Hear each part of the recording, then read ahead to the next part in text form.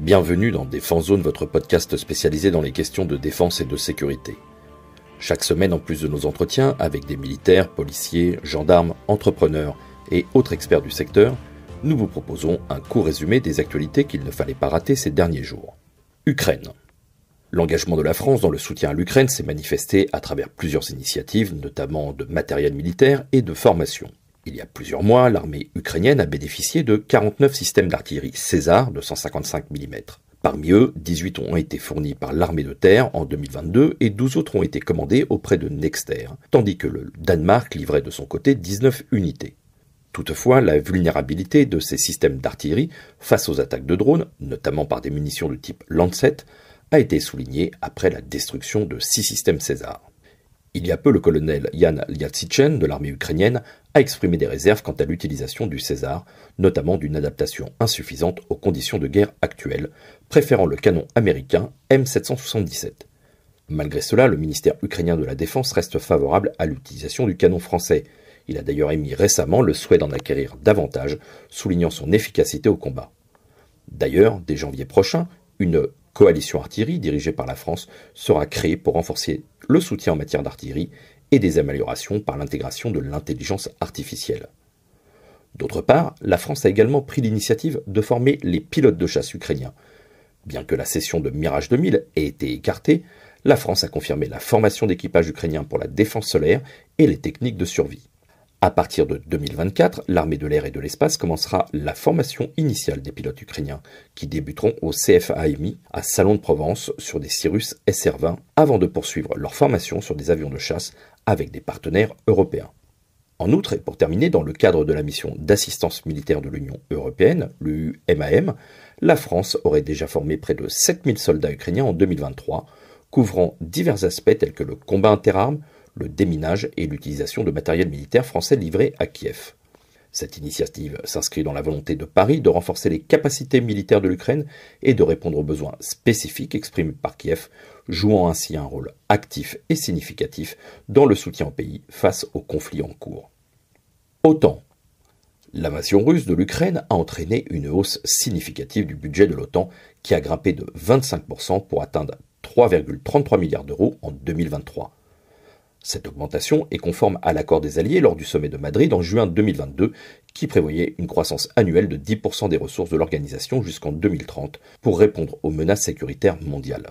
Cette année, le budget civil de l'OTAN, qui couvre les dépenses de fonctionnement du siège à Bruxelles et les dépenses de personnel du secrétariat général, s'élève à 370 millions d'euros, soit une augmentation de 27,8% par rapport à 2022. Le budget militaire, quant à lui, finançant les quartiers généraux de la structure de commandement et les missions de l'Alliance, atteint 1,96 milliard d'euros, soit une hausse de 25,8%. Le NSIP, le programme d'investissement au service de la sécurité, voit quant à lui son plafond fixé à 1 milliard d'euros, en augmentation de 26,6%. Pour 2024, ces trois budgets connaîtront une augmentation légèrement supérieure. Le budget civil sera de 438 millions d'euros, plus 18%, le budget militaire augmentera de 12%, dépassant les 2 milliards d'euros, et le NSIP connaîtra une nouvelle hausse substantielle de 30% pour atteindre 1,3 milliard d'euros.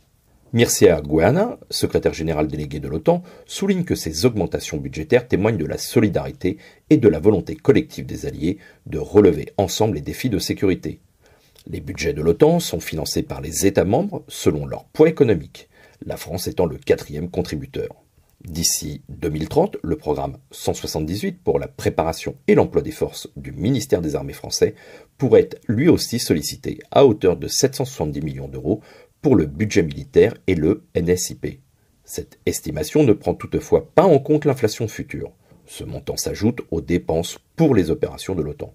Cependant, malgré cette contribution financière importante, la France ne tire pas pleinement parti de son engagement, notamment en termes d'influence au sein de l'Alliance. La Cour des comptes rapporte que seulement 75% des postes réservés aux militaires français sont pourvus, un des taux les plus faibles parmi les alliés. Elle pointe aussi du doigt les obstacles administratifs et les politiques de ressources humaines comme cause de cette situation insatisfaisante et appelle à une évolution pour optimiser la participation française aux missions de l'OTAN. Corée du Nord. La Corée du Nord a accentué les tensions régionales avec le lancement le 18 décembre dernier d'un missile balistique intercontinental, un ICBM avancé, capable d'atteindre les États-Unis.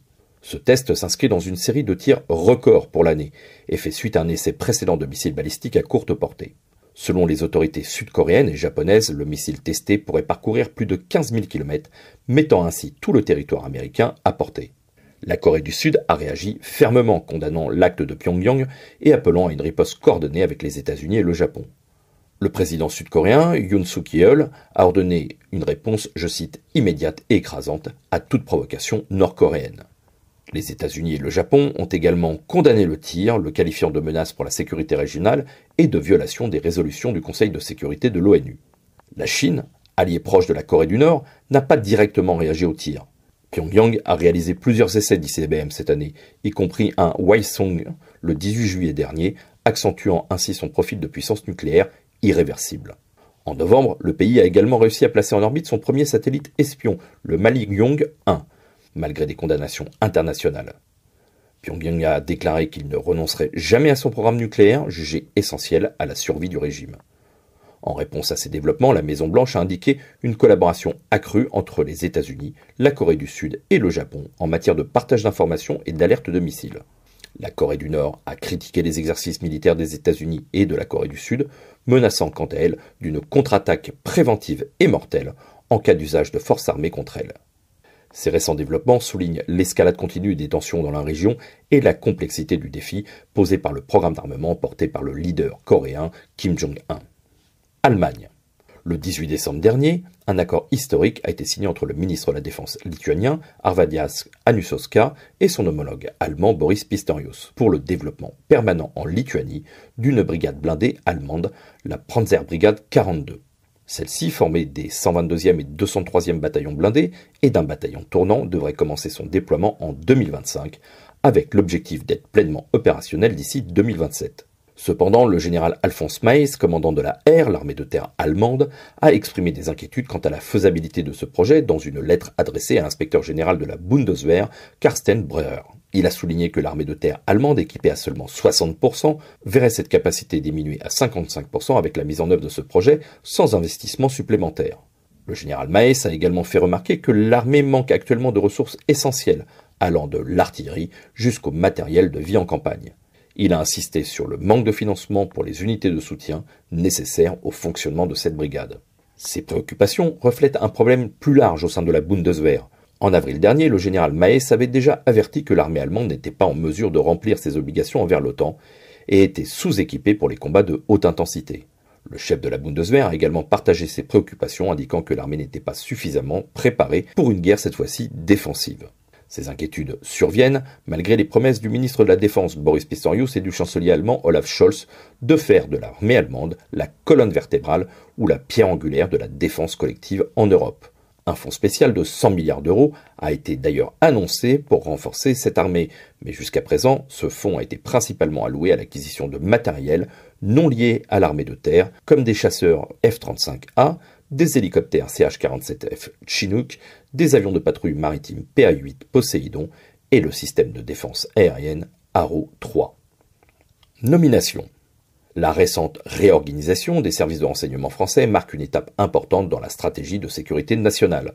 Céline Berthon, précédemment numéro 2 de la Direction générale de la police nationale, la DGPN, vient d'être nommée à la tête de la Direction générale de la sécurité intérieure, la DGSI, devenant ainsi la première femme à occuper ce poste hautement stratégique. Sa nomination intervient après une longue carrière dans la police nationale où elle a été unanimement reconnue pour ses compétences et son leadership.